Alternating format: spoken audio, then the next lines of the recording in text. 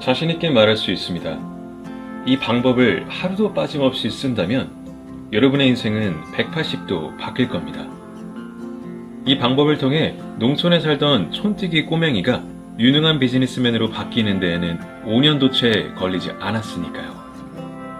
어린 시절의 저를 정의하는 단어는 패배자, 노동자, 그리고 애정결핍이었습니다.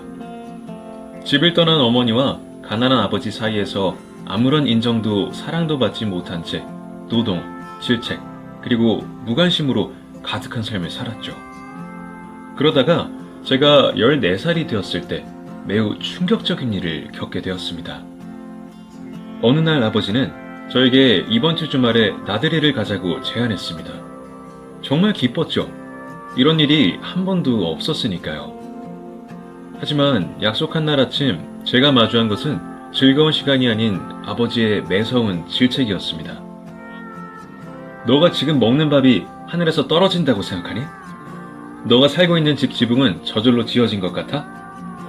돈은 거저 얻는 게 아니야. 오직 노동만이 돈을 벌 수 있게 해주지. 그러니까 내가 너에게 일을 시키기 전에 너 혼자 뛰어놀든지 말든지 해. 그 이후로 저는 더욱더 일에 몰두했고 마침내 17살에 독립할 수 있을 정도의 돈이 모이자 곧바로 집을 나갔습니다.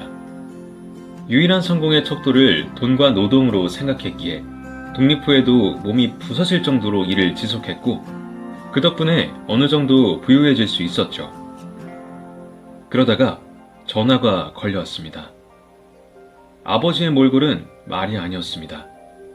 침대에서 거친 숨을 몰아쉬고 있던 그에게서 예전에 느꼈던 위압감은 찾아볼 수가 없었으니까요. 상황은 예상보다 더욱 심각했습니다. 남은 돈으로는 치료비는커녕 입원 비용도 충당하기 힘들었고 설상가상으로 아버지가 미처 내지 못한 숨겨진 세금까지 쌓여있는 상태였죠. 망설이지 않았습니다. 제 모든 재산을 털어 연체된 병원비를 대신 냈고 남은 세금도 모두 완납했습니다.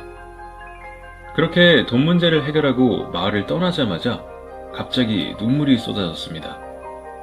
어린 시절 저를 옥죄던 단어들로부터 벗어나고자 숨 돌릴 틈 없이 달려왔지만 몇 년이 지났음에도 저는 여전히 패배자이자 노동자이며 애정결핍이었죠.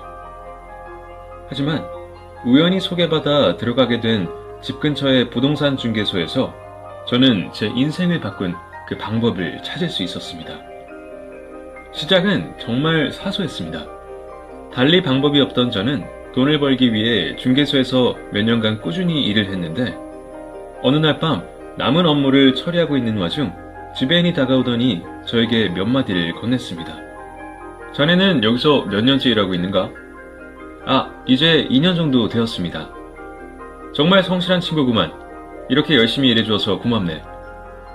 순간적으로 매우 당황했습니다.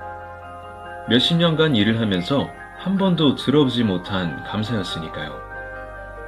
갑자기 눈물이 흐르기 시작했고 저도 모르게 과거 20년간의 이야기를 그에게 하소연하듯 말하기 시작했습니다.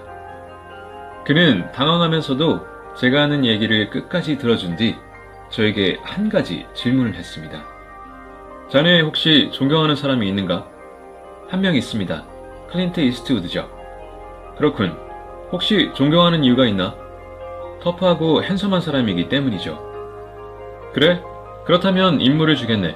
오늘부터 길을 걷거나 일을 하거나 밥을 먹을 때마다 나는 터프하고 핸섬한 사람이라는 말을 500번 반복하게.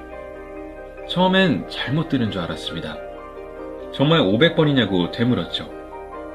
그러자 그분은 한 번씩 웃으시더니 이렇게 말하셨습니다. 잘 듣게. 인간의 뇌는 언제든 원하는 방향으로 변화할 수 있어.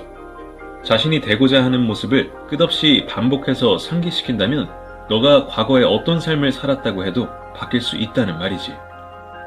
문제는 많은 사람들이 자신이 되고픈 게 아니라 남들이 말하는 자신을 토대로 뇌를 길들인다는 거야. 머리를 한 대 맞은 기분이었습니다. 한 번도 이런 것에 대해 생각해 본 적이 없었기 때문이죠. 그날 밤 퇴근길 차 안에서 나는 터프하고 핸섬한 사람이란 말을 셀 수 없을 정도로 반복했습니다. 가슴이 북받쳐 오르면서 눈물이 날 것 같았죠.